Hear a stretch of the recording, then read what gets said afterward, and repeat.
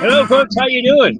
Hey, I gotta tell you, this is going to be a great show today. It's a wonderful show. We have Jason the Devilman, and we have another guy who's so old he knows Moses. But anyway, please welcome host, your host, Mr. Mark Sweetman for Off Night. Hey, thank you, Andy. Thank you. You timed that really well too. You came right to the end of the music. Very good.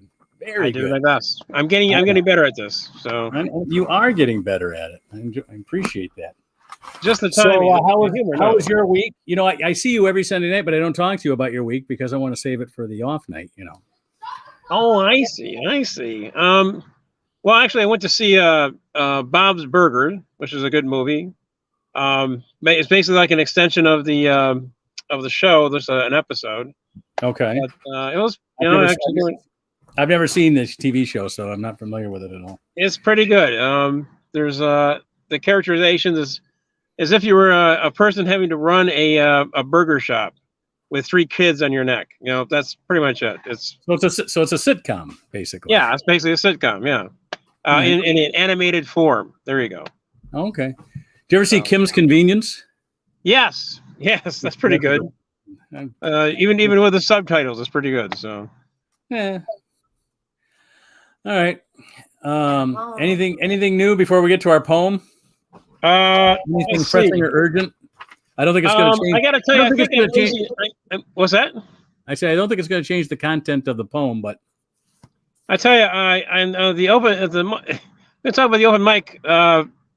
I thought I think I'm beginning to lose my ear for voices because I could have sworn I had the brain and pinky down. Now, granted, it was a thing, but I think there's something wrong with my inner ear. I can't really get the sound of the voices anymore. So, do you think they sounded too much alike? Like Pinky and the Brain could not be. It's kind of like Jane Dabb doing ventriloquism. Every voice sounds the same. Yeah, it's unfortunately. I think it's becoming like that because I can't hear that. My wife just nudged me and said, "Be nice," but I'm sorry. For those of you Can I get my poem? Yes, all right. Here's my wife. She needs to do a poem so she can get on to whatever she does on Monday nights. Okay. I could read the poem. You don't have to. So anyway, here she is, Susan. So he wants to read my poem. He should have said so. No, I'd much rather get harassed about it. So I'm not harassing him about the poem. He was, I think, going to be unkind on his radio show, and I don't want him to do that. Uh-oh. There we go. I called this radio. I guess it's a podcast. It's 4 guys getting together and talking. I think that's it. That's so right. We met at a radio station. Oh, really? Yeah. Wow, this is kind of, having that Sunday night be like not only a Father's Day, but your birthday, and what else was happening? Juneteenth. Juneteenth, yep. So now my birthday is a holiday. Yeah, it's like you guys got the trifecta, That's right. Well, before a lot of people in this area knew what Juneteenth was, I wrote an article for my legal organization that I belong to, and for the 150th anniversary of Juneteenth. So that was way back in 2015. And so a limited number of people read it, but I think I've got some more people reading it now. So, but anyhow, I thought I'll get to the poem. Okay. I wrote it, so let me read it. Here we go. News, news, news, news. Endless headache, endless blues. Around the world and down the street, country tries to beat the heat. Juneteenth celebrated here today. Yesterday was Father's Day. My attention span is not that long while January 6th hearings continue on. Does Putin only want to kill? Russia-Ukraine war raging on still. Russian-backed separatists think they're pretty slick. Captured Americans may be held in Donetsk. Taxi jump sidewalk in NYC. 6 people hurt. It's not pretty. Lots of airports have canceled flights. Tired passengers in TSA. Not a pretty sight. While long COVID studies are looking grim, toddler-approved vaccines a big win. CDC recommends ages 6 months and up. The vaccine is ready, baby buttercup. There Susan, you go. thank you. Thank you Very much. good. Thank you. Thank you. Very good. That was my bride with the weekly poem. Very good. Let's get Sammy out here. I want to ask him about this taxi jumped sidewalk in New York City. Let's bring them both out. Here's both Sam and Jason, two of our regulars here. And Jason's Sammy. also a taxi driver, so there you go. Yeah, Jason's a taxi driver, and Sam's in New York. I'm sorry. Go ahead. I didn't hear anything about it. I mean, I heard the story, but I don't know where it happened in New York. Have you heard about it, Jason? I haven't heard anything about it yet. Can I say? So there you go. Susan has heard. actually passed us now on the topical discussion. She's ahead of. You know, somebody ought to warn Susan that, you know, knowing show business as I do, you know, one week Mark is saying, "Yeah, I'll read the poem for you," and then the next week she goes, "You know, I wrote my own poem. Let me see how it works." And the next week, no one can find Susan, and it's Sweetman's Poetry Corner. I'm just saying. Well, you know, it's yeah. Okay. I'm just kind of Sam, we suspect just about it. celebrated our 39. You're starting to glitch up there, Mark. Sam, You're glitching, Mark. just want to say we just celebrated our 39th wedding anniversary. Wedding. And let me tell you that You're slowing Oh, down, my Mark. You're out of it. oh, am I? Shit. Yeah, Yeah, yeah, you're starting to sound like Georgie Jessel. I know. So I tell you, I'm suspect about this taxi thing because I can't imagine a taxi still around anymore. You know? There's a few places. I feel bad for those guys. Yeah. Pretty much they got fisted by the, by the blood of technology, and not to mention convenient corporate lies that are sort of wrapped with a pretty verbiage that sounds good, but what it really means is that the little people get fisted once again, while the billionaires get to billionaire, and the rest of us, cut each other's throat for an extra nickel or two, Thus it was ever so, and shall probably. Excuse me. Well, yeah, those medallion things that the guys had to buy in New York is really phenomenal. Guys committed suicide over those, Yeah. because Well, they couldn't afford them. Yeah. They couldn't make the payments on them, right? Exactly. I mean, somebody screwed them by giving them a loan on it, and then they couldn't make any money to pay it. It's like. Right, and then the Uber comes in with the cute sort of lie that it's ride sharing. Oh, we just out here just sharing rides and whatnot.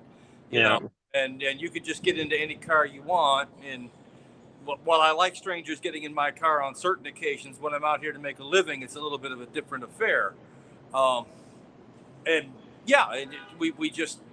We've absolutely created an environment where the people who do this job now do it for 25 to 30% less. And I assure you that percentage went into the pockets of some bankers and some tech folks out there in San Francisco or wherever they're located. I drove a cab in D.C.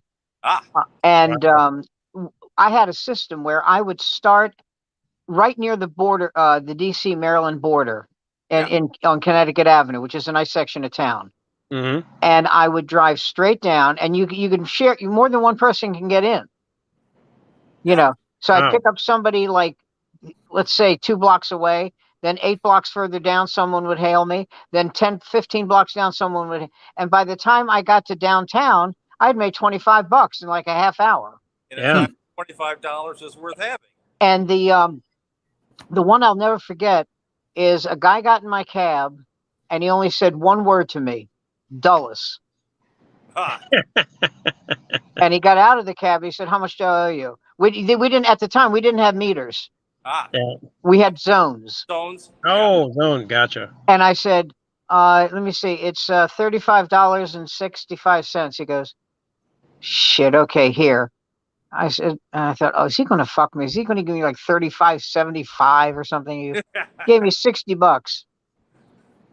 Nice. Well, I'll tell you the one that amazed me. There was a friend of mine who drove a cab, And a guy got in his cab. This is so amazing. And he said, how much would I have to pay you to drive me to Atlanta, Georgia? From DC. Yeah. Oh, wow. And my friend said, may I ask why you're taking a cab? He said, yeah, I have a client. He was a lawyer. I have a client who's a very wealthy old woman, and I get $1,000 a week travel money. I go, why so much? He goes, and this, I love this. He goes, the guy said, why so much? He goes, I don't know. I don't know. She's the bitch is rich. I don't know what to tell you. And so he said, so he figured it out, not by zone, but by mileage.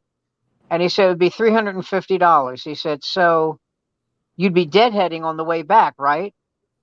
And he said, yeah, unless a miracle occurs. Yeah. He goes, okay, I'll give you $900. Wow. Wow. He says, well, isn't that your allowance for the whole week? He says, yeah, but this is the end of that week. Today is the end of that week. So the $1,000 starts again tomorrow. Oh, so I see. So he goes, this is my favorite part of this. So my friend said, so he asked me, is 900 okay? And he went, yes. Yeah. He didn't work again for 2 days. He said, for what? Yeah. This is I'm taking a vacation. 1974. One of the best wow. things about working in DC at that time of, 1974, name somebody who was involved in Watergate and they were in my cab. John Dean, Charles Colson, Haldeman, Ehrlichman. Was Liddy in there? Was Liddy in there eating a rat or something like that? Or Liddy? yeah. No, but Liddy's son was. Oh, okay.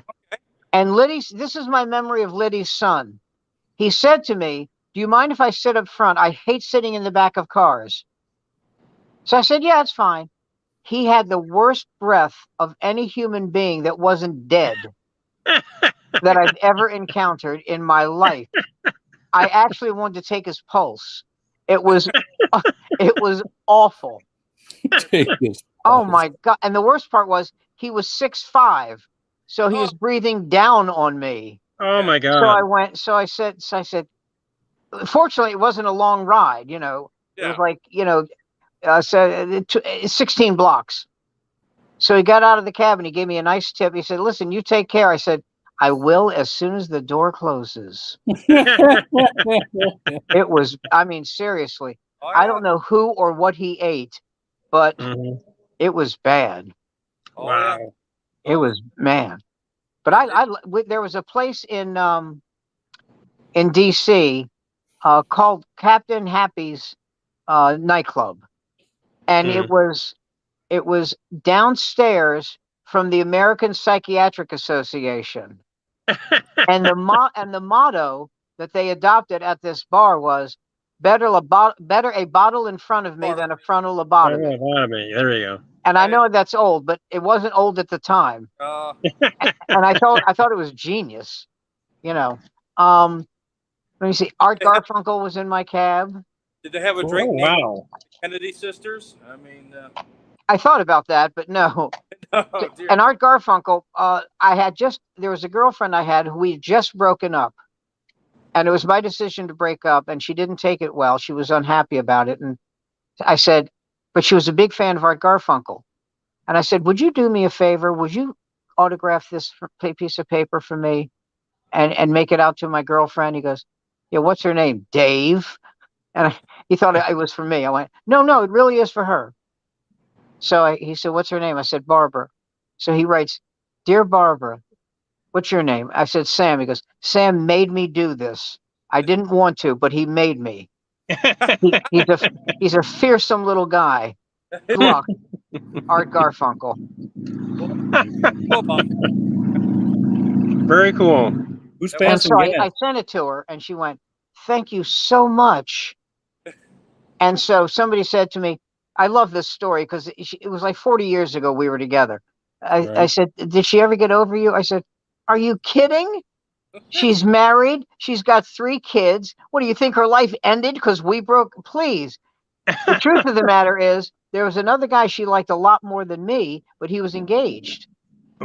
So she had to and they dated for a while. but they couldn't do anything. So we break up. His fiance left him. They got together, and they've been married for like 5,000 years, and they have 3 kids, and she's very happy.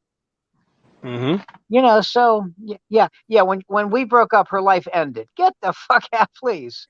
I don't even like to think that's true. Even for my ego, that's a horrible thing to think. Yeah, once we broke up, her life was destroyed. I hear she's a drunk wandering the streets asking for love. No. Can somebody love me, please? Just somebody. Can someone put their hands on my shoulders? Come on. All right, is everybody all right? On to other things. Are you guys? Do you guys celebrate Juneteenth at all? Well, I did for obvious reasons. Right. Well, by the way, let me tell you I felt liberated after. I felt liberated after my set. So yeah. You want to hear something fascinating to me? Do you know what was the first state to recognize Juneteenth? Texas. Yes, that's considering that yesterday Texas voted to not recognize the 2020 election. Yeah. Wow. Oh, that's funny. Did you? I posted in. I think. I mean. Well, the thing that's great about it is. I'm sorry. Go ahead. I'm sorry. I'm just saying. I posted in my local Democratic Club's Facebook page. I says, I think it's just time to let Texas go. Yeah. That's okay with me. We would solve our border problems by just giving it to Texas. There's a wonderful comic named Frank Vignola who did a bit about that Texas wants to secede. He said, please. Yeah. Please. He said, and by the way, when you get invaded by Mexico, call Guatemala. Yeah. And we'll see you in the Olympics, shitheads. My theory is that the good thing about it is there are probably states in this country that didn't realize what a huge collection of assholes Texas is, and now they do. Yeah.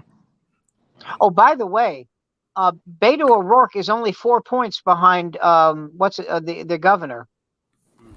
Well, that'll just delay Texas seceding from the union, though. So I'm not really sure. Well, that's true. But my take on Juneteenth is this. I listened to somebody on the radio. It was on NPR, and she said, Juneteenth is really it's not just a black celebration. It's for everybody. No, and I kind of go like, I'm not sure how that fits in.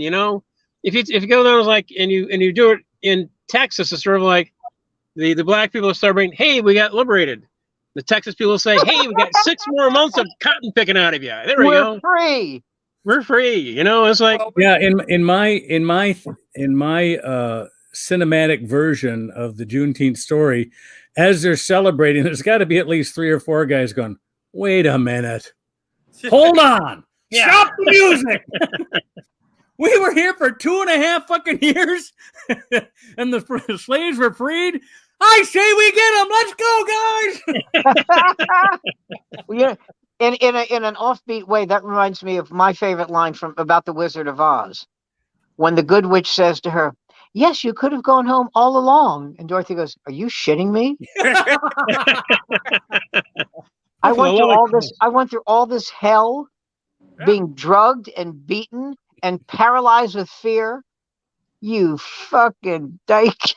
But you have to take a quick note and check out the Flying Monkeys, which right there, I think that's worth the price of admission. Right. Well, it would have scared me. I mean, I thought palmetto bugs were bad, but goddamn. Yeah, the Flying Monkeys. The Flying Monkeys? I mean, I don't know. Well, if you're over 60 years old, you're not going to get that monkey disease. So, there you go. By the way, there's a scene. I'm sorry. I don't know about the rest of you, but the first time I ever saw The Wizard of Oz, it was on TV. Yeah. Mm-hmm. Okay. Oh, yeah. And there's a scene in it where the lion gets so scared he jumps through a window. Yeah. Okay. And they go to commercial when he jumps through the window. The first time I saw that movie in a movie theater, when he jumped through the window, I instinctively got up to take a pee. Yeah. That's funny. I remember seeing it at the theater on 3 hits of White Blood or Acid. That was an enjoyable experience. I enjoyed that. But Yeah. I dropped acid and saw the following 3 movies on New Year's Eve, 1971. Oh, Ready? yeah. All right. Monterey Oh, Pop. yeah. Great movie. Okay. Monterey Pop. Okay. All right. Yellow Submarine Yeah. Wow. and Woodstock. Oh, you saw three music movies. There you go. Yes. Yes. And Monterey, I think, is the best one out of the 3 of them, though. I mean, I like it more than I do like Woodstock, but Monterey Pop.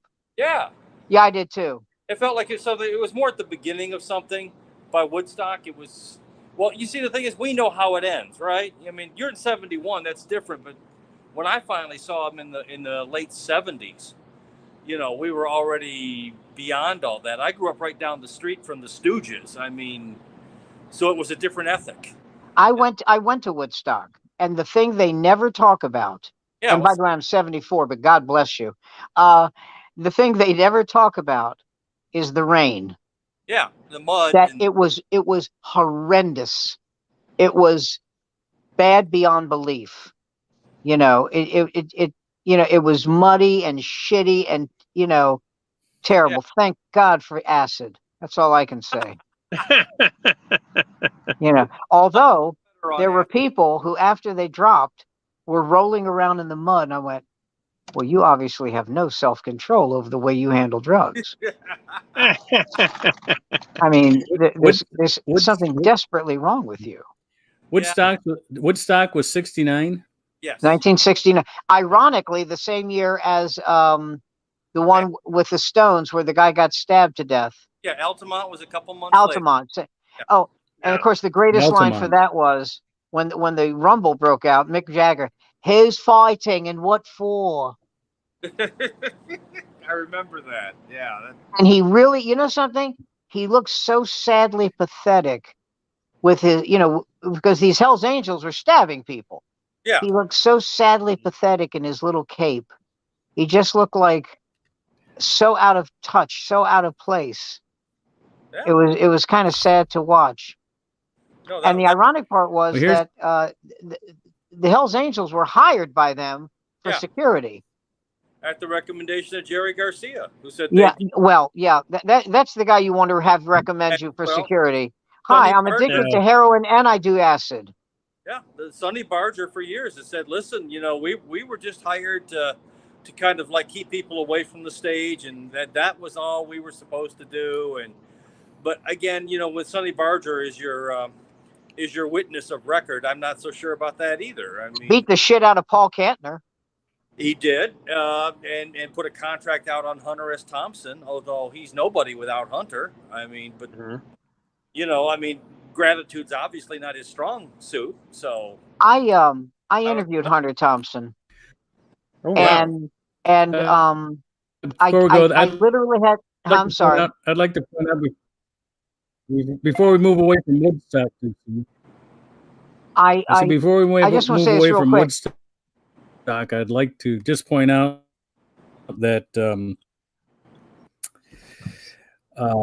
children can see. Yeah. Again. You're glitching. Did we lose Sam? I'm sorry? We're losing it. We're losing it again. I'm okay. You're talking about Mark, right? Mark, we're losing you again. Losing Mark. You're fine. Mark is there. Hold on. There you go. You back? There you are. I don't know if he is.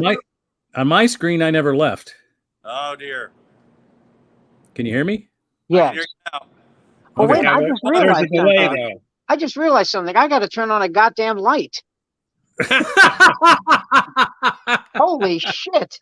You're the man in the dark. I know it's Juneteenth, but come on. Oh, you notice how light it is in all of our screens, Sam? Yeah, wait a minute. We're in the west. There we go. You're in the eastern part of the time zone. We're still in the same time zone, but in the western part. So I will be right back. But first, this word from my urine. I'm staging it from Joe Biden Velodrome. So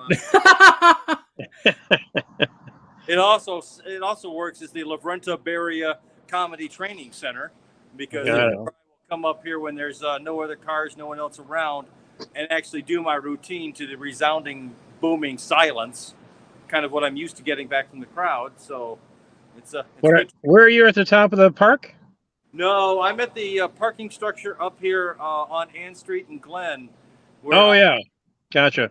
This is where I conceptualized one of my darker closing bits, where I ramble on about the dead, broken corpse at the bottom of the tallest parking structure at the top of which you go with a bloodstained note saying "fuck you all," ice pick to the steering wheel, and I stop and say, by the way, I do kid shows, retirement parties.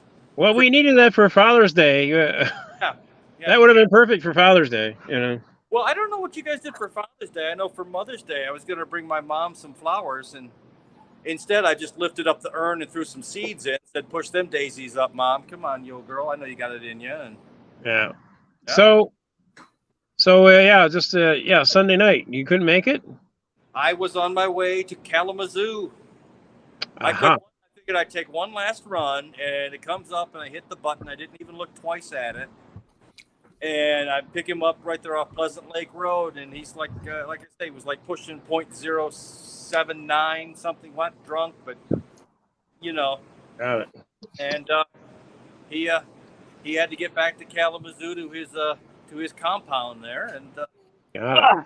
like I say, I ended up being amusing enough that he tipped me $100 and bought me a tank full of gas. Nice. So, nice. I didn't have to blow him or nothing. Not this time. I mean, No hand job, nothing. Okay, that's good.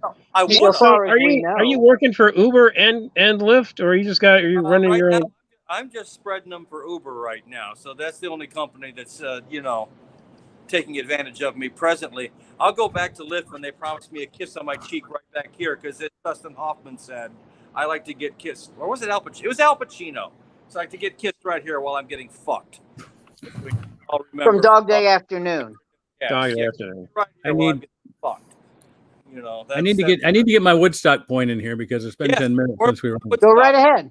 I just wanted to mention to everybody, just for perspective, and I don't know how many of our viewers are younger, but those children conceived at Woodstock are now 42. Yes.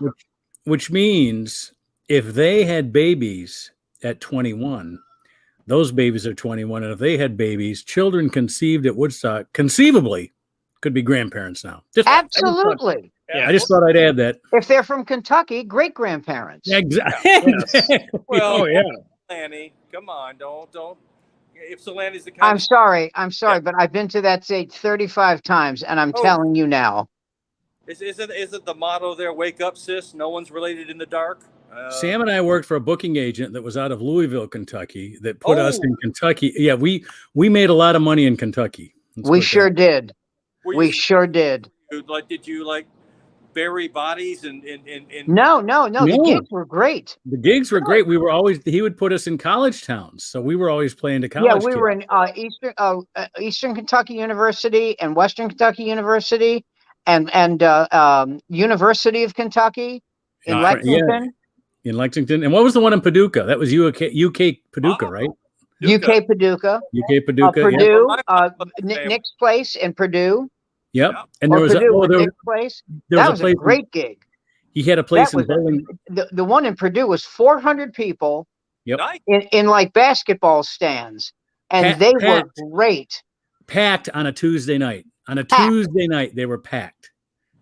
Wow. Well, you got to remember something. It wasn't like the next night Tom Jones was coming in. So, we were kind. Did you ever play? Did you ever play in Canada? Sure. I mean, ever play? How could I not? Did you ever play Charlotte? Did you ever play in the what do you call it? The ones that are islands. The God damn it, Prince Edward Island. Prince Edward Island. What are those called though? I know what you're talking about. The Maritimes. Thank you, the Maritime. Charlottetown, PEI, right? That was booked out of Boston, right? That wasn't booked out of Toronto, was it? I don't remember. I think that one was booked out of Boston. I honestly don't remember. For me, it was a whole town. It was a whole group. New Glasgow, Prince Edward, Charlottetown. Yeah, but all those eastern province ones, I think those were booked out of the state. I worked for a Toronto. No. For me, it was a guy out of Winnipeg. Oh, okay, all right. Anyway, so Charlottetown, the guy meets me at the not at the airport, at the ferry, because Right. And I said, so let me ask you a question. How are the crowds? And he goes, they're going to love you. And I go, are you bullshitting me? He goes, no, they're going to love you. I said, why? He said, you're the only live entertainment they see for 3 months. Nice. He said, so unless you are he said, and I've heard good things about you. So unless you decide that tonight's going to be the night that you suck, you're going to be great. They're going to love you from the second you walk on stage. He was not kidding. This is not an exaggeration. Okay. I get on stage. I go, so how we all doing? Wow. I'm supposed to do 45 minutes. Right. And they go, can you stay longer? I go, well, yeah. It's not like I have a gig next door. Yeah, sure. So, and the owner of the place said, you should have made him pay for it. I went, listen, Charlottetown is not a thriving community. I don't want to take these people for more money. They paid their cover. It's fine. This isn't New York, or it's not even Toronto. It's fine. I said, however, your daughter looks very attractive. Yoder used to book a room in Sault Ste. Marie, Ontario, across the straits from Michigan. And what he used to call it the middle enticer, because it was a room where he could put the middle, and he would ask the headliner, say, look, we're testing this guy out to see if he can close the show. So why don't we let him do 45 minutes and you do 30 to close the show? And if the headliner was okay with it, they'd do with it. And so what he would do is the middle would always kill. And, even if you didn't have 45 minutes, if you're in front of a crowd like that, your 30 becomes 45, just because the laugh breaks are so great. You're going to do it. And so, but the next stop was, and this is how Yoder would test them. The next stop was Houghton, Michigan. And if you thought you could do 45 there, the headliner's 45 became 30. It was just a tough room to, and so you'd always have the middle thinking, I just killed, and I just, the headliner couldn't follow me. And of course the headliner was in all this because he knew it was a cake crowd. And then he go, all right, let's see how you do in Houghton. And then they would just eat it. It was insufferable, Yoder called it his headline tester. I did a gig in Cleveland. And actually in Parma. Ooh, I remember Parma. It's Comedy was the name of the place. What, honey? What?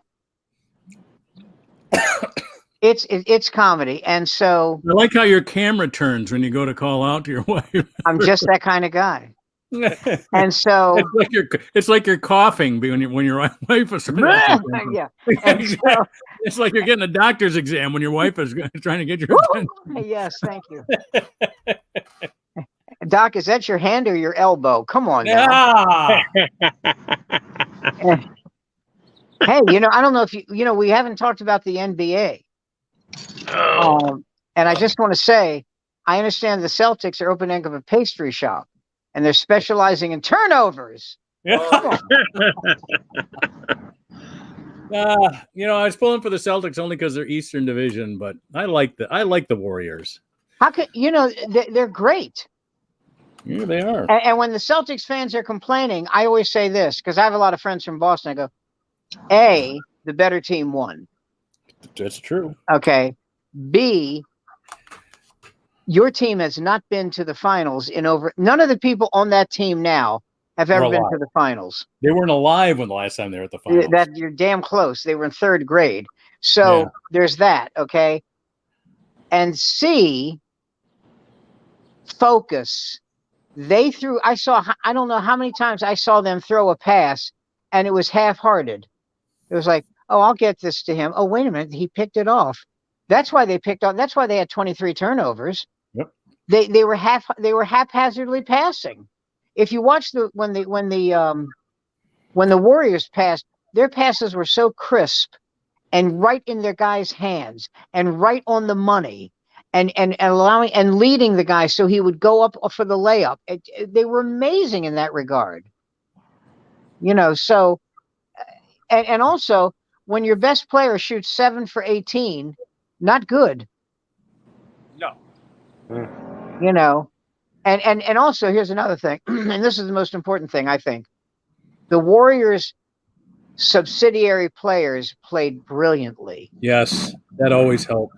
That was the difference. When I think of the 3 championship teams, and again, you're more of an NBA fan than I am. I'm more of a Pistons fan and an NBA, and I followed the Lakers and the Clippers when I lived out in LA, but pretty much I'm a homer when it comes to the NBA. You. But every time the 3 championships the Pistons have, they have 3? Count on 6, 7, 6, 7. Yeah, we have 2 with Isaiah Thomas and Joe Dumars and Bill Lambier, that crew, and then we had 1 with Chauncey Billups and Ben Wallace and Rip Hamilton. You're right. I'm sorry. Yes, absolutely. Yeah. 2 for Isaiah, and then 1 with the Thugs and 1 with the Bugs. Yeah. Yeah, the other guys were called the going to work. They were the blue collar because they didn't have any stars, but they beat Kobe Bryant and the big fella Shaquille O'Neal and the Lakers to win their championship. So that was a big upset. That was a huge upset. Cap guy who will see to it that they never finish above 3rd ever. He's busy. Who's that? Checks. The guy who owns the Pistons I forget his name, but he's a venture cap gentleman. He bought it from the previous family. Yeah, he bought it from the Davisons. Brought it from the Davison, and now the only reason that team exists is so that he can cash the TV checks. They make an enormous amount of revenue, especially from their foreign markets. And as you know, he sold off all their real estate. He sold off the Palace and tore it down, and they don't even have their own arena anymore. They exist solely so he can be part of the profit sharing. Who, the Pistons? Yes, that's the owner. That's so sad. Yeah, well, and the thing is, the owners agreed to it. The other owners have to allow you to purchase the team. It becomes a league vote. It's one of the reasons why the guy who owned the Clippers had to sell after his rather unfortunate recorded remarks were made public. Just as the Clippers, by the way, were getting really popular after being a joke for many, many years. That's really true. Yeah. Remember, he made some remarks, and he had said them sometime in the past, and what a surprise. You have a disconnected billionaire idiot rattling off his mouth saying stuff that is a little objectionable. Who knew? Who could have guessed?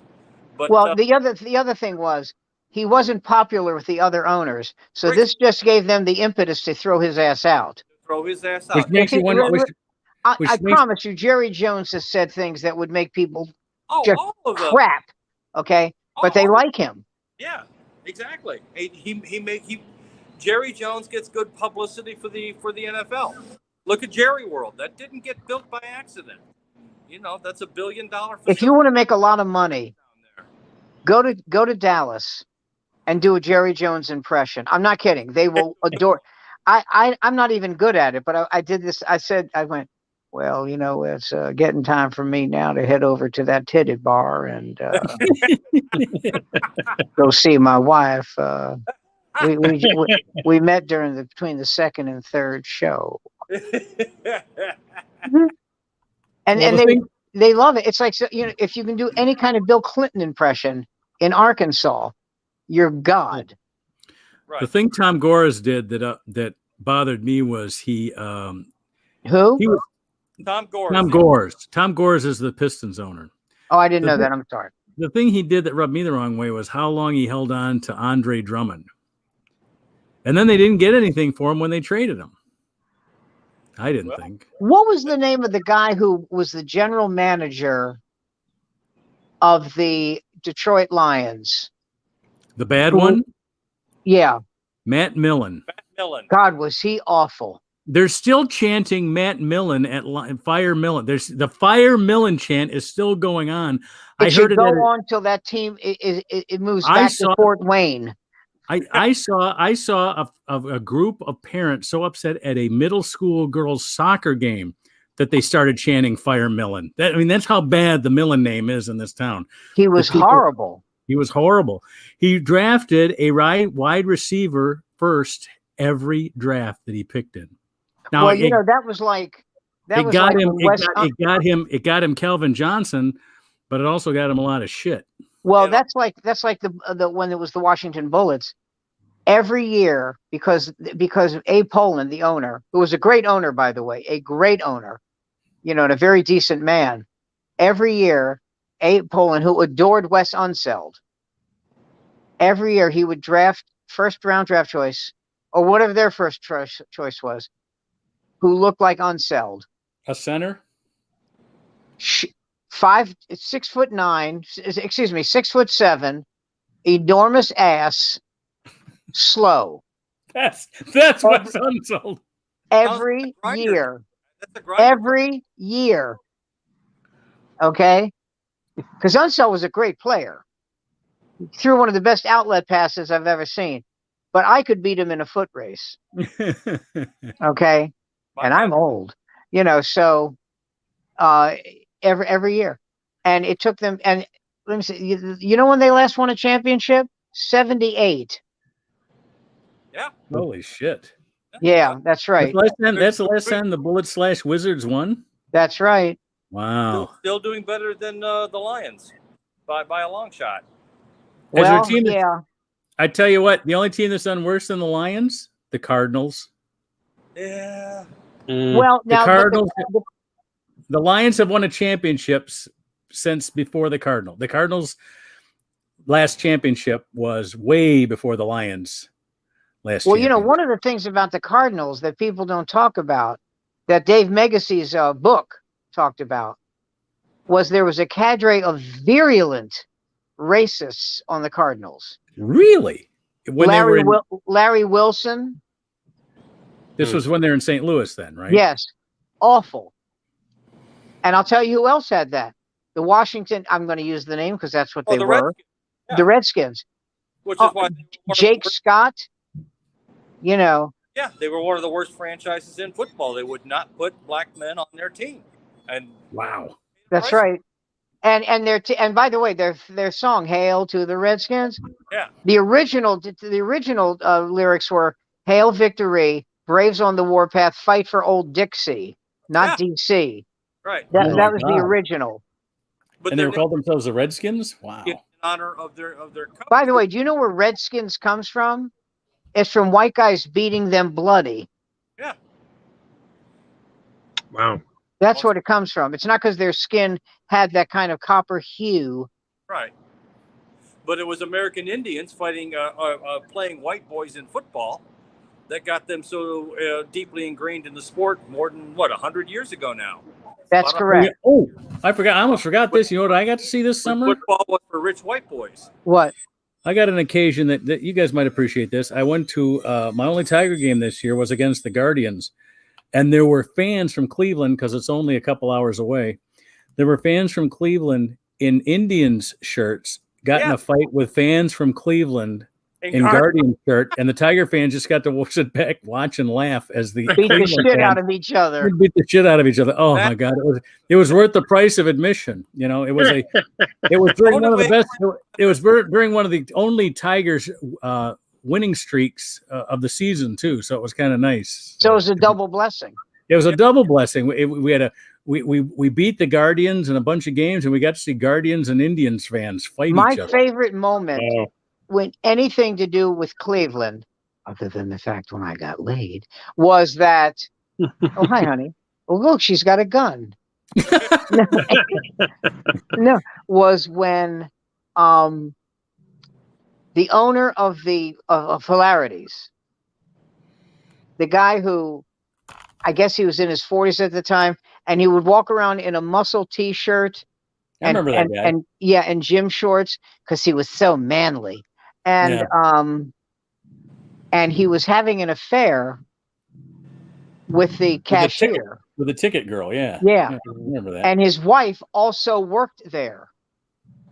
And she knew this. Well, she was probably thinking, this way he'll leave me alone. I mean, all I could think of was, I'm going to go to the cutlery store because you can cut the tension here with a knife. I said to this actually happened to me. This is one of these moments where you don't want it to be you, but it was you. Okay. You didn't want to be the one hearing this, Right. but it was you that heard it. Okay. I said to Right. his wife, do you know what time the show usually ends? And she points to the cashier or the ticket girl, and she goes, I don't know. Ask the whore. Ooh. Ooh. Wow. And I'm like, I'm literally standing there like, ah. That's uncomfortable. And the girl, or as we now call her, the whore, The whore. said, say that to me again, bitch, and I'll knock you out. And I went, now part of me is saying you should leave. And the other part is saying, don't you move a step.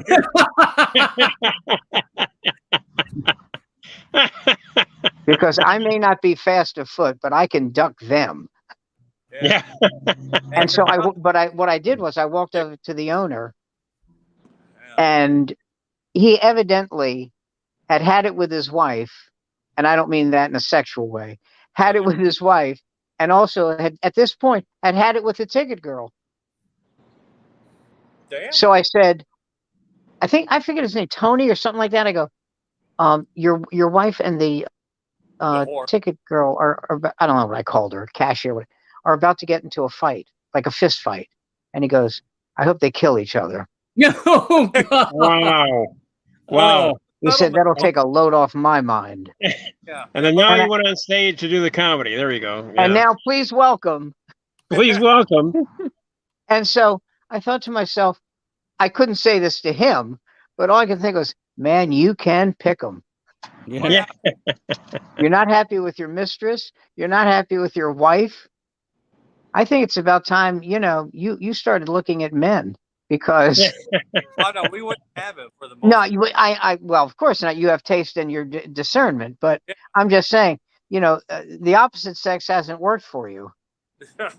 If the girl you're cheating with and the woman you're married to are two people you don't want to be with, take a hint. Yeah. Well, like I Wow. said, that's the kind of guy who ends up, drugged and tied face down to a bed while I come out of the closet with a crotchless Batman outfit. And Why are you not with us on Sunday night? I was in Kalamazoo. I wasn't making it up. All right. Sure. And I have some experiences from middle school that keep emerging. But, Got it. Got it. it was near. So, I mean, I did get some candy. So am I supposed to complain? What? I mean, No, you're not. No, you got some knowledge. Got some knowledge. To hear that guy tell it, you wanted it. Well, you have to struggle a little at first. Otherwise, they don't leave the extra 10 on the nightstand. Oh, by the way, I think I told Mark this joke. Yeah. About the guy who went skydiving. Oh, yeah. Yeah. Oh, you all know it. Okay, great. Little, Then I won't tell it. That's a wonderful joke. God, is that a great joke? Yeah. Well, did you jump? A little. Oh, God, is that great? There are two endings to that joke. Two different endings. One is, did you jump? A little. And the other is, did you jump at first? At first. I think at first wins. At first, yeah. That's fun. That's funnier. At first. Well, listen, guys, I want to try something here. I'm working on a closer, and this actually did happen. It's just one of those things I want to work into the act. About a year ago, a buddy of mine calls. He'd been on about a month-long binge, and he says, listen, I'm going to detox today. Do you have anything that can calm me down, and can you give me a ride? And I said, dude, I got you covered. I show up. I had him a couple caps of what I had on hand. He swigs them down with some whiskey, and we go to rehab. About 15 minutes later, he's kind of sitting in the seat, and I'm about to pull in. He asked, what did you give me? And I said, Viagra. And oh, my God. Yeah, I gave him 2 40-milligram Viagras and dropped him off at rehab. Was it hard for him to take? Sorry. It was. Did he have to bone up on his sobriety? I just couldn't help but the thought he's sitting there talking to the rehab intake nurse and also, sporting, 80 milligrams worth of man meat coming to life. Yeah, all right. By the way, did you hear about Wayne Gretzky embarrassing the shit out of Michael Jordan? No. Oh. Okay. You Michael tell. Jordan and Wayne Gretzky are in Vegas playing blackjack. Okay. Michael Jordan gets a drink, and I didn't know this, by the way, because I don't play at the level they play at financially.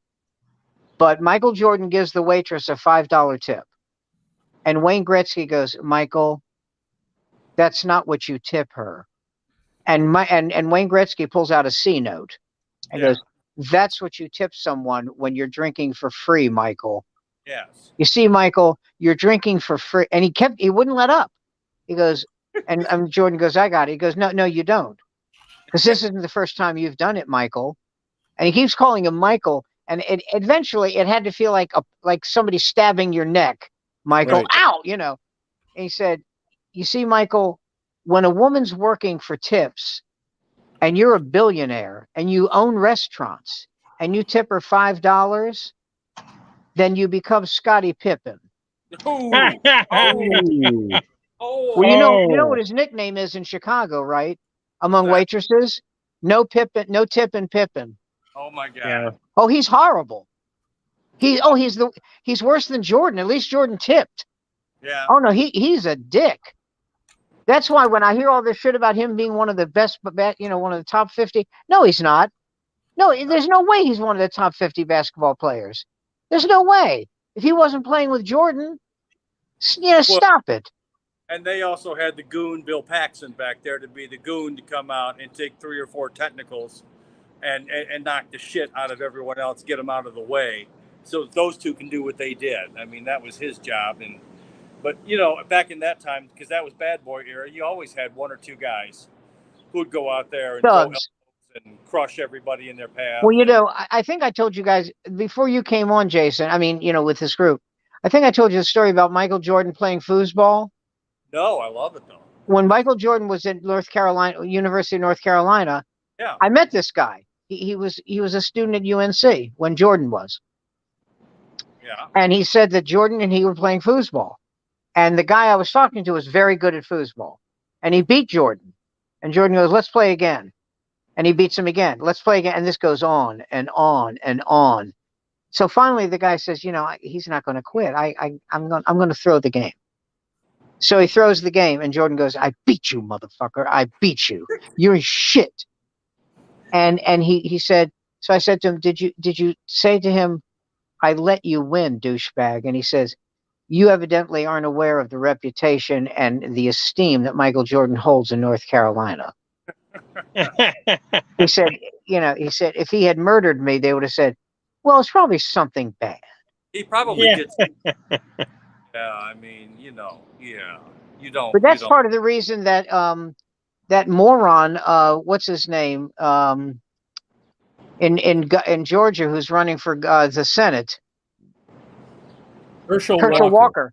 That's part of the reason he's tied with a great American like Warnock, because he played football. Yeah. Oh yeah. Oh, by the way, have you ever? I'm going to ask you this, Jason. Have you ever seen Herschel Walker's son, Christian Walker? No, I'm begging you to Google him the second this is over. Okay.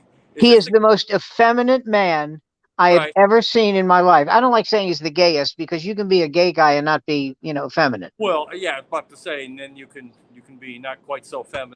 Queers a $3 He is bill. He is the most effeminate man. I swear to God, his Hebrew name is Swish. I have never. Unbelievable. And he's loud and opinionated. Well, there's a opinionated black gay guy. That's never happened before. Oh, hold on, Little Richard. Well, yeah. Yeah, but I liked Little Richard. I loved Little Richard. He was amazing. Man was made to lie with Eve, not Steve. God, he used to come on and do.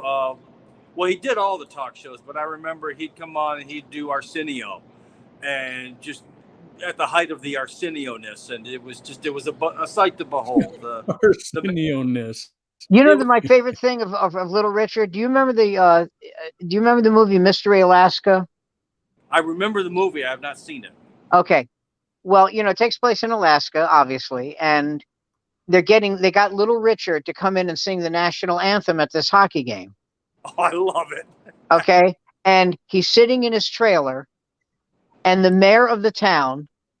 comes in to talk to him, and he says to him, because it was so great. He goes, Mr. Little Richard. He doesn't know what to call him. He goes, how are you doing? It's so good to have you here. And Richard looks at him and goes, I'm cold. It was just the greatest delivery of a line I've ever heard. I'm cold. The man would know. Yeah. God, was he, I danced on stage with him. Wow. They had an oldies show at the Kennedy Center. And he said, who wants to come up and dance? And I was dying to. So I ran up on stage and he goes, well, my goodness, we better get a truck because their wide load just landed. And he looked at me. And by the way, Little Richard is one of those people. He could have insulted me any way he wanted, and I would have cherished it. Oh, yeah. I would have cherished it. So when he said, we got a wide load just landed, and then he waits 2 seconds. He goes, I'm referring to your ass, son. And I went back after the dance was over, and the girl I was with said, man, that sucked. I said, you're insane. I have never been that happy in my life. I said, I'm trying to think of what he could call me that would make me upset. I can't think of anything. Anything. That was so great. To me, it was like, Little Richard insulted me. That's what I felt like. Oh, the man had charisma. I mean, oh my God, coming out of his pores. And then you take the polar opposite, which would be, Ted Kennedy. Get in my car. He's one of those politicians, or one of those people who was like the opposit of all of that. Well, the famous story. I don't know why it comes to mind, but it just. The story about the National Lampoon ad, print ad that had a Volkswagen. Oh, yeah. In up to 5 feet of water, and they said, if Ted Kennedy had been driving a Volkswagen, he'd be president today. No, I spent 4 hours yesterday watching someone had reposted the live ABC broadcast of Bobby Kennedy being assassinated at the Ambassador Hotel. June 5th, 1968. They had the live feed. I remember waking up the next morning and finding out about it. My mom had been watching it all night long. And is Sirhan dead? Yes. Unfortunately, no. He's still alive. And, is he? Yes. He's 75. And he's been recommended for parole a couple times, but the governor has to sign the parole order. It's not happening. The parole order keeps getting lost in the paperwork. I mean, by the way, one of the most funny but obscure jokes I've ever heard came from Richard Pryor about Charles Manson. Oh, he goes, Charles Manson's never getting paroled. As long as you motherfuckers drink coffee, he ain't getting paroled. That joke, I promise you, had people going, well, what did that mean? Oh, was that great? Sadly, Chuck's gone, and he took that fantastic hairstyle with him. I'm doing my best to keep it going, but, there's only so Pryor? much. No, Charles Manson. What can I say? I look like I've been spending my weekends playing Human Centipede at the Jackson lockup. So, by the way, the guy who was in Once Upon a Time in Hollywood, who played one of the Manson family, who went into what's his name, Cliff Booth, Brad Pitt's house. Yeah, the one he sicked the dog on. I have not seen the movie yet. I've got to. But it's the guy who's playing Elvis. Oh wow! Really? Oh, okay. Austin Butler. Yeah, I saw an interview with Tom Hanks on Letterman. What's that? Letterman. Did you hear that? Colbert. Yeah, it was really good. And you heard what happened after the interview, right? No. He was coming outside with his wife, Rita Wilson, and a crowd gathered around and got in her way, and she tripped. She didn't fall, but she tripped, and Hanks flipped out. He went, "Back the fuck up." Well, that's totally fair. No. And these guys are going, "Hey, man, he said, shut up. Back the fuck up." And he looked at this guy who evidently was security. He says, "Are you security?" And he goes, "You're not good at it, are you?" Yeah. And at that point, the guy said, "I'm sorry, Mr. Hanks." And he literally started shoving people like 5 feet away. which is what he should have done to begin with. Yeah. Yeah, the crowd shouldn't have been there. Yeah, well, There's always a crowd, by the way, outside after these shows. Yeah. You know, like at a Broadway play, there are people waiting outside for autographs. There always are, especially if you have a show with somebody like Patti LuPone, who's well known. Yeah. You know, there's always a crowd. Yeah. Well, like you say, that's By the way, Rita Wilson did a hip hop song called "Hip Hip Hooray." I'm begging you to Google it. She's phenomenal. Wow. It's so good. It's amazing. Is she as good as Ethel Merman was on the Ethel Merman disco album? Because nothing is as good as Ethel Merman on the disco album. Bite your tongue. When she's doing the disco version of "I've Got Rhythm," it is oh my God. A sonic wonder. Oh my God. I think I just got a migraine. Oh my God. Oh, Jesus. I assure you, this sonic oddity does exist. It's real. I'm not making it up. She did a whole disco album straight out of the Studio 54 era. Oh my God. Years ago, they did a commercial for Polaroid on the Perry Como show. and Ethel Merman was there, and Red Barber, who used to announce for the Yankees, was there. Yes. And it was a perfect commercial. I thought Red Barber was Red Barber was the Dodgers, I believe, wasn't he? No, he was the Yankees. Oh, was the Yankees? Okay. You're thinking of Vin Scully. Oh, you're right. And so it's a perfect commercial because Polaroid took 60 seconds to develop, and a commercial is 60 seconds. Yeah. So it's perfect. So he takes a picture of Perry Como, Red Barber does, and Ethel Merman. And Ethel Merman says, "Oh, wait a minute, could we do that again? My mouth was open." And Ed Red Barber says, "Well, how else would we know it was you, dear?" And I don't know this, okay? I don't know this, but she started to say something, and I think it was, "You motherfucker." I do. I mean, she didn't say it because, they took the mic off of her. They moved the mic away, this boom mic they had back then, and moved it over to Red Barber. But I could hear something in the background like that. Very funny. And Perry Como evidently thought it was the funniest thing he had ever heard in his life. Oh, God. Yeah. Wow. Yeah, such things don't happen as much anymore, I'm afraid. Yeah. No, they don't. But, I'm trying to think what Ethel Merman, what songs did she sing, from the disco period? Elaine Stritch tells stories about her when she was the understudy to Ethel Merman. Oh, God. Can you imagine? And I could not imagine being Ethel Merman's understudy. I could imagine slipping into her garments and taking pictures of myself, but that would just be for friends. Yeah. Real good friends. Well, anyone who'd pay me a quarter. I mean, but yeah. All right, that's not bad. That's a friend. A lot of money back then. I mean, what can I say? Well, that's like Dave Attell said, a friend is someone who'll help you move. A good friend is someone to help you move a body. Yeah. There you go. Help you move a body. Uh-oh. All right. That's when you get a knock on the door at 3 a.m. You got to help me, man. It wasn't my fault. I don't know what happened. I mean, one of the best things that Lou Reed ever did, but it's difficult to listen to because it's 30 minutes of dissonance and feedback and noise, but Street Hassle, where one of the vocal patterns is, "Hey, man, you got to do something with this girl. You brought her, man. It was your stuff she OD'd on. You should just take her downstairs and throw her out in the street, and we'll say that she got hit by a car, man. Come on, you got to get this taken care of." Jesus. Yeah.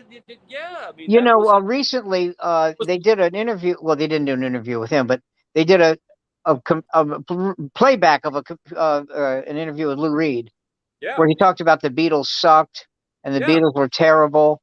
I have never seen that much angry feedback from people in my life, and it was like people knew he was dead, and it didn't stop them.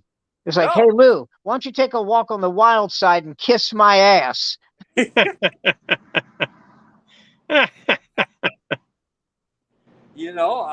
said, "I'm an artist. I can be as obnoxious as I want to be." And he proved it. I mean,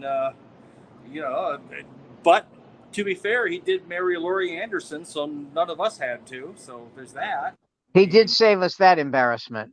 I mean, I did like Oh Superman, but then I came down off the mescaline, and I saw her do not a concert, thank God.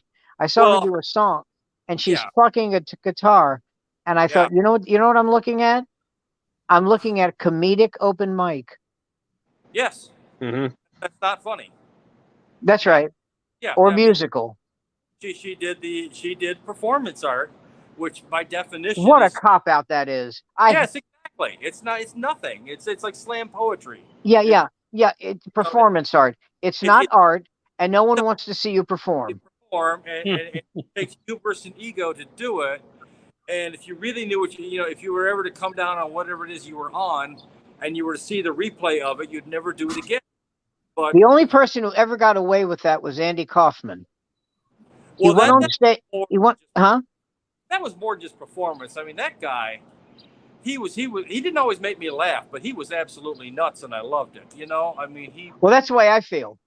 He went on stage and he started reading Hamlet. Yeah. Mm-hmm. And the audience, the audience got pissed. Yeah. And you hear like, and he goes like this. He stops reading. He goes, "If you interrupt me, it will only take longer."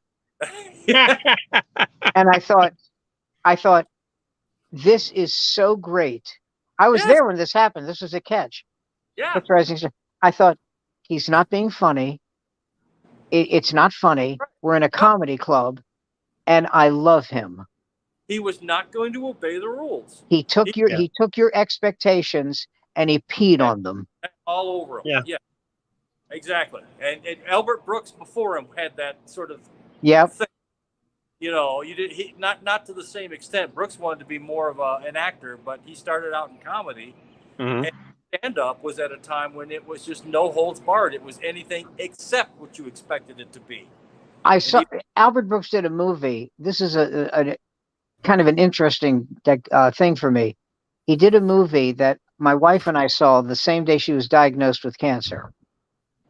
Defending Your Life? No, Mother. Oh, great movie. Great movie. Oh, Debbie Reynolds was awesome in that. The scenes between Albert Brooks and Rob Morrow. Yes. Yes. As the brother, the younger brother who can't unglue his ass from his mother. Yes. My favorite lines. She was out of this world. Yeah. My favorite lines were about the ice cream. Ice cream. The guy goes, it's like, when she sticks the ice cream in his mouth. What is was this cover? How long has this ice cream been in here? It'll be fine. Just have it.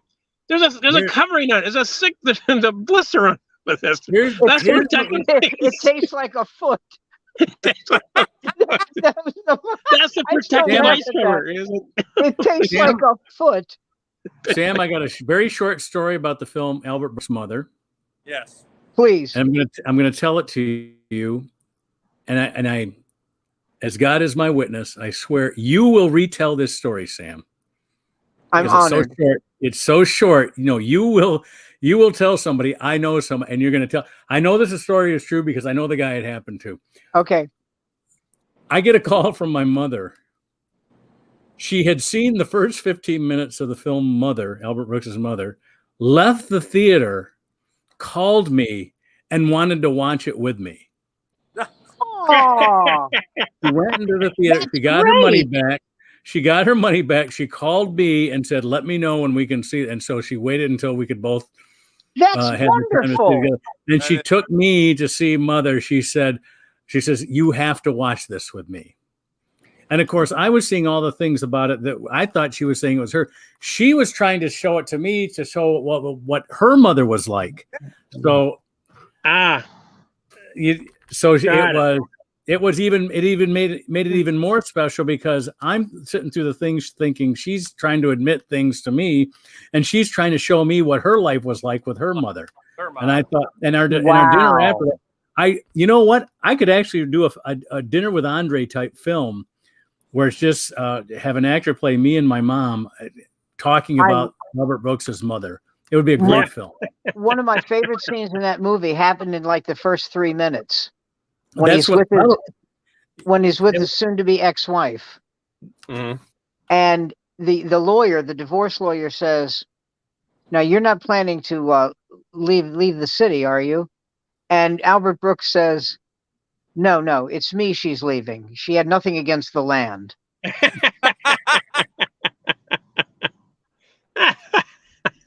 But And isn't also it a great? the but- scene with what's her name, Lisa Kudrow. Yes. Oh yeah. Yes. Charlie Chaplin. He wasn't a writer. He was a comedian. Really? Tale of Two Cities. And Albert Brooks goes, "I'll tell you what. Let's get the check." And the very next scene, he's walking alone on the beach at midnight in the rain, going, "Help me!" But it has a happy ending. Oh yeah. He Well, meets I- that Yeah. lovely girl. Yeah. I know her. Her name is Rosalind Allen Ingledew. Oh, he'll do. Okay. She's Swedish, but she's worked in this country forever, and she's pretty as a picture. Oh, yeah. Well, I'm going to have to watch that movie again, but it'll make me nostalgic for my mom. So Yeah. That's not a bad thing. no, it's not a bad thing. She's been gone 9 years. I need a good remembrance. That'll be a good seeing that You film know, with her. was one whenever of my someone, you fondest wouldn't do memories. this, but whenever someone says, like, "I lost my father," I'm always tempted to use that Larry David line. "Oh, did you look behind the fridge?" Right. It's been almost 30 years for me. Yeah. But my mother my always- parents my she had no parents were interest- divorced, so Oh. when my mom died, I called my dad to tell him that mom had died, Yeah. and he goes, "Wow, I outlived your mother." That's very unusual. I know. Well, especially Remember if my that dad Alan would- King bit, right? Yes, Yeah. and my dad did not take care of himself. Yeah. There was every reason to believe that he was going to die before my mom. And then he goes, We- but the way he said it just cracked me up. He goes, "Wow, I outlived your mother." I used to do a joke about that, about people, you got to take care of yourself. Uh-huh. I said, now look at my dad for an example, okay? He surprised a lot of people. Okay, smoked 3 packs of cigarettes a day. Used to drink like a pint of Seagram's VO every day. Yep. Never exercised, and amazingly, made it to 63. Oh, I forgot. He also drank a half a gallon of whole milk every day. Oh my God. I had an uncle, Uncle Ken. He lived to be 100 years old because he wanted to, but he smoked cigars constantly. He was always smoking cigars, and he lived to be 100. And it was like he reached 100. We all celebrated his birthday, and then like within a couple of days, he just fell asleep. He just went to bed, went to That's sleep, like George Burns. never woke up. Yeah. Got his 100, and it's like, I'm out. I'm done. Yeah. Remember, if George Burns was supposed to celebrate his 100th birthday at the Palladium in London, Right? Oh yeah. but by that time he was too ill to perform. Yeah. God, he had so many funny jokes about his age. Does your doctor ever tell you to slow down? He goes, "My doctor's dead." Yeah. Do you ever date women your age? Women my age are dead. Both funny. Well, my age are dead. There we go. Never remarried after Gracie. No. Oh, wow. By the way, Yeah, I'm old once enough was to enough. remember Yeah. I'm sorry. Go ahead. No, I only said time once was the only enough. time- I never met George. I never met George Burns. One time I was riding my bike past Paramount, and this car comes flying out of the parking lot, and it was his car, but he wasn't driving it, of course. And I jam on my brakes on my bike, and the wheel and the corner of his car just kind of comes to a stop, and he just kind of like, and then he motions to his driver, and so the driver pulls forward a little bit, and the window rolls down. I didn't know it was George Burns, Then I realized when the window rolls down, he rolls it down, and he said, "You almost just became my driver." That's funny. Oh, that's funny. That's I my have a only, Tony that's Curtis. my only interaction with George Byrne ever in all of my time. I have a Tony Curtis story. Yep. Okay. Go for it. Tony Curtis All right. was in New York, and he calls a friend of his from the old neighborhood in Brooklyn, and he says, "Meet me at the corner of Union Street and 3rd Avenue." So the guy's standing outside waiting, and it's a bone-chilling rain. And a limo pulls up, and the window rolls down, and it's Tony Curtis, and he goes, "Ricky, I fucked Yvonne DiCarlo." Window goes up, drives off.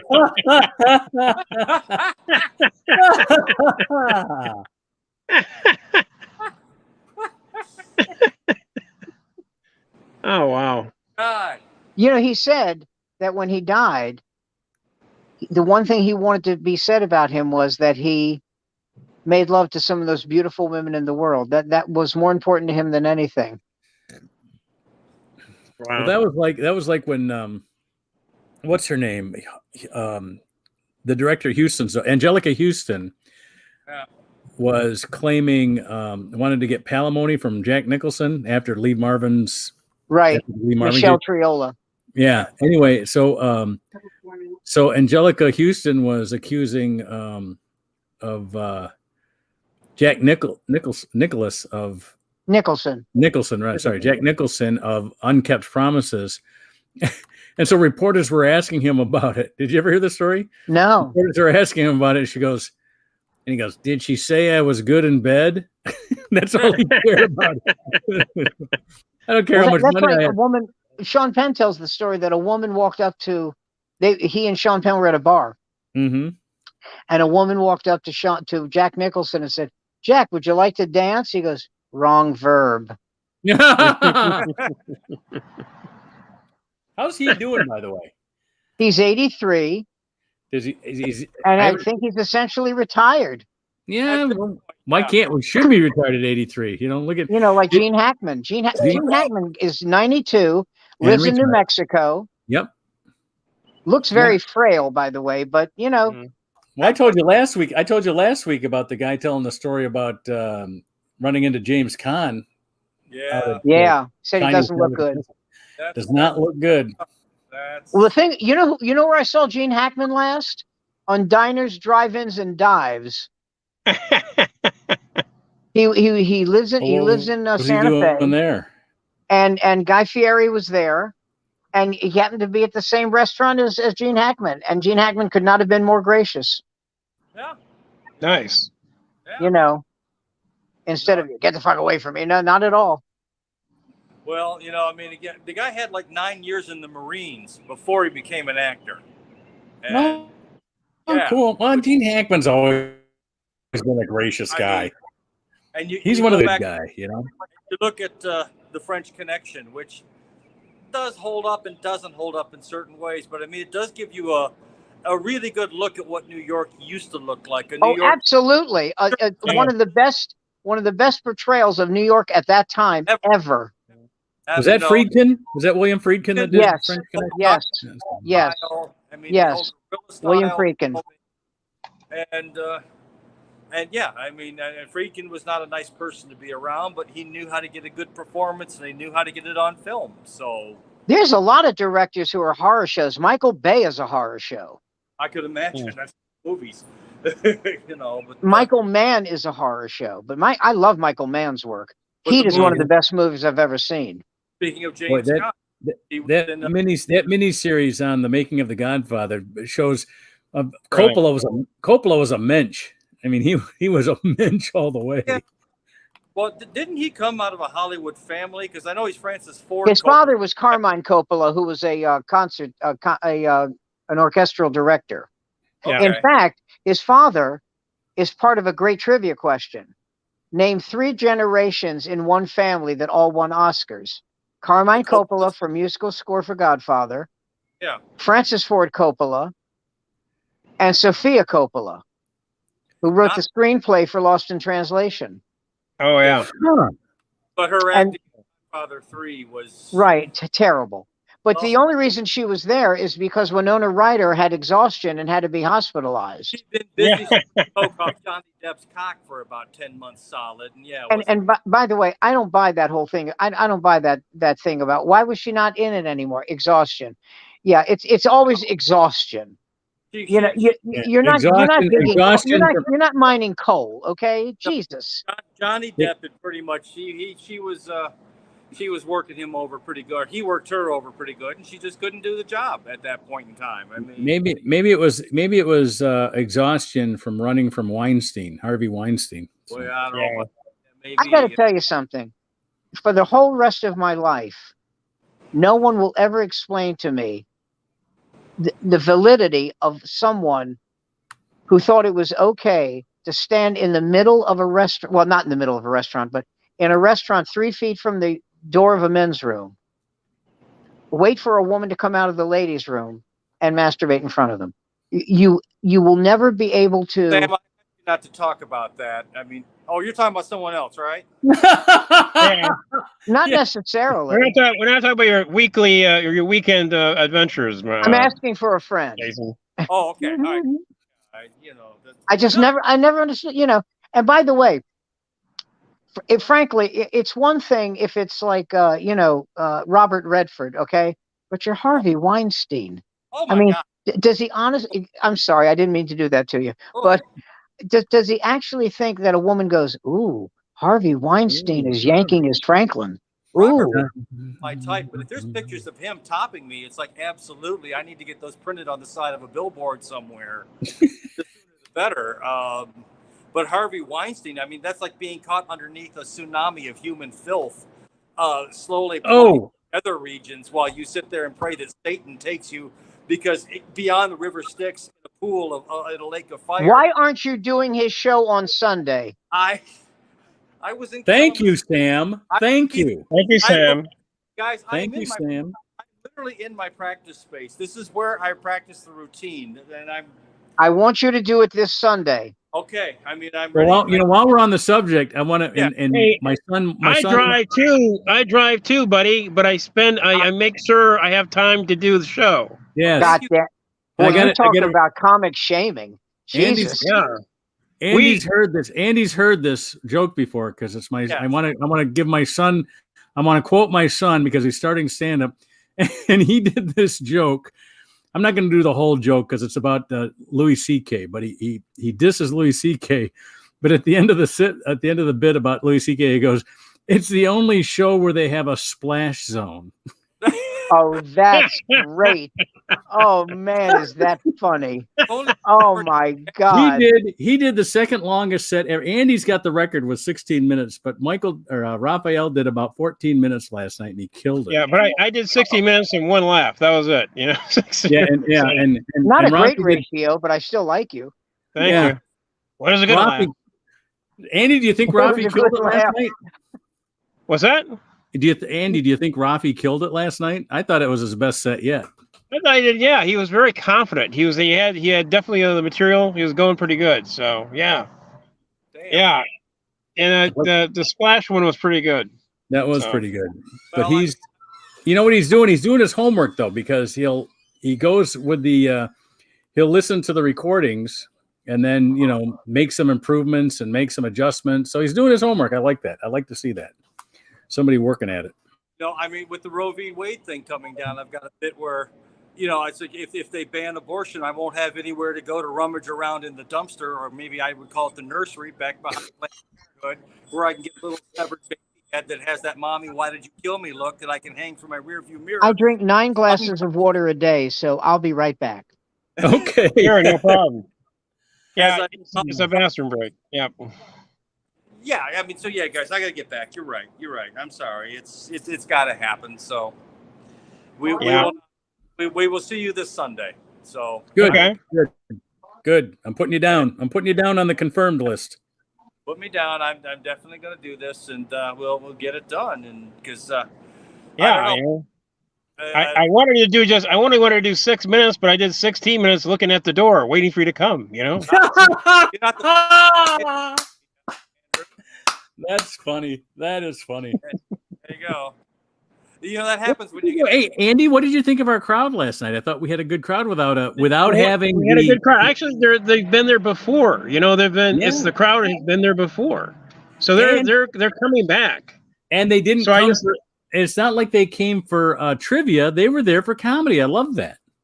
I know. It's like, yeah, I you know, we should have put the newer guys up first. I think so. We did put the newer guys up first. I thought.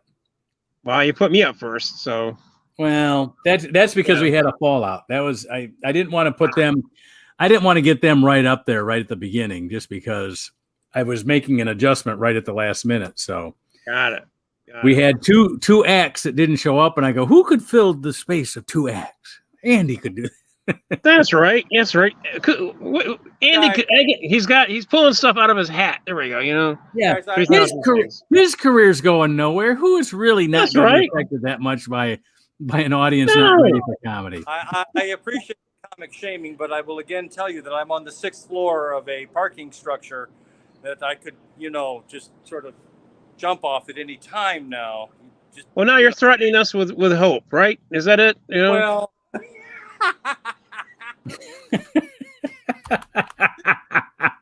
I recorded so that it will be a YouTube moment with Friends Taunt Man saying, "Well, you're threatening us with hope," as he mounted the railing of his eventual demise. Right? I love the way your camera. camera. The way the way your camera is set up would make for some beautiful video. If you just went run straight away, right out there after, and just don't get yourself out of the frame if you decide to dive over the edge. Yeah, he looks like an LA. It's an LA thing, Well, that was much better. Is that how close you are to the edge? Look, I would be willing to do it, but I'm getting cramps in the hamstrings. Got it. Got it. Same excuse. We appreciate your work, man. All right. Deliverance the musical for my parents that one time. Yeah. I had a guy in the back of the cab today when all the Lansing. He's from DC. Not. I didn't have him. I didn't whack it off. But he was in the back of the cab. We understand what you mean. He's complaining about the Lions. And I said, so what's the name of your team? The Washington what? He said the Washington Commanders. And I know this guy was conservative. I said, so isn't it kind of like they took so long to get a horrible name because now it's shortened down to commies? So you gotta go commies. Can I tell you something? After that. He didn't talk to me after that for 45 minutes. 3 years. They took 3. I'm from DC, so I get to bitch. They took 3 years to come up with that name. I cannot. If that doesn't mean that Snyder's not the dumbest son of a bitch that ever put on shoes. By the way, he was supposed to testify before Congress today because he violated several federal laws by the way he withheld funds from the rest of his owner buddies. Oh wow! Rich billionaire. And he won't testify. Let me just brace myself. Another billionaire. Wow. Ooh. By the way, you know what he is? I'll tell you what he is. He's from D.C., okay? Yep. And he's always been a Washington fan. This is what happens when a guy with absolutely no experience in owning or operating a sports franchise owns and operates a sports franchise. His record is so abysmal as not as in terms of success of the team, but as an owner. They took used peanuts from airlines and repackaged them and sold them. Is anybody offered to buy the team from him just to get him out of it? It's billions of dollars. There are people who want to do a Donald Sterling on him. Yeah. Kick him out. Kick him out. Got it. He also, by the way, I didn't go into. There's also horrendous charges of sexual harassment from the upper management in the team, not by him, from women towards the upper management. Well, that's what happened having the Kevin Spacey sexual harassment seminar. Probably, in retrospect, wasn't the way to go. But you do. Well, Spacey's argument was, Well, he had the body of a 21-year-old. Yeah, in his basement. About to say that, like when they did their checkup on me, they said I had the heart of an 18-year-old. Yes, it's in a glass jar next to my bed. Yes. Do you think do you think Spacey will go to jail? Oh hell no! Are you kidding? I mean, first off, what they're charging him with faggotry in England, in real England, not even New England. I mean, What are they charging him with? Basically, with him taking sexual liberties with people who were underage back in the 90s, and good luck getting a conviction. Now it's a different trial system over there, of course, but I mean, are we even going to extradite him? I mean, he'd have to go there to stand trial. Well, he ain't going. No, there's no.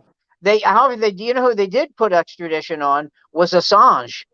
Yeah, well, yeah, that you got to understand. And he will do time. Yes, because he shit on the government and made people look bad. He literally shit on the floors of the government. Yes. And he should have been given a pardon by Donald if he'd had an ounce of it on the way out the door. But they chose not to do that, of course. They, like every president, they sell their pardons off to the highest bidders on the way out. Well, it's 9:30, everybody. So, yeah. Yes, it's time for me to get back to work, guys. I got to make a living or jump off the... Always a pleasure. Thank you, gentlemen. You guys have a great night. We'll see you Sunday. I'm serious. All right. Sunday. All right. Not the opener, please. I mean, good God. Let's not do that to me. But where are you, Jason? I'm going to read Hamlet until you get there. You understand that, right? What time do you need me there, Mark, for the check-in? 8 o'clock. 8 o'clock. Okay, we'll be there. All right, kids. Stay well. See you later. All right. I'm reading Hamlet until you get there. All right. All right. Take it easy, guys. Great night.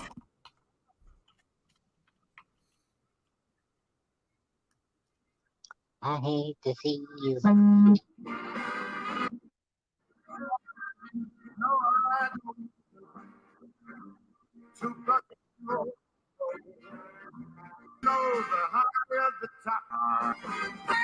All right, it's time for us to get to our